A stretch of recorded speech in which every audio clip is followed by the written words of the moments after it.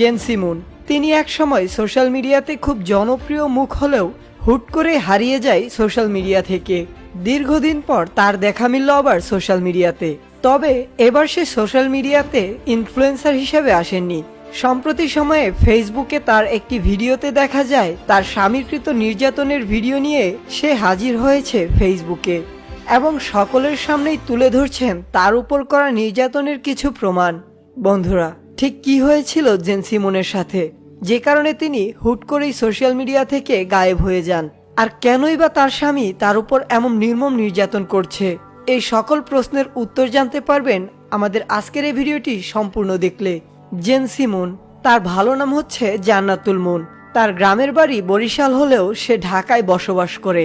gen Simon social মিডিয়াতে জনপ্রিয়তা অর্জন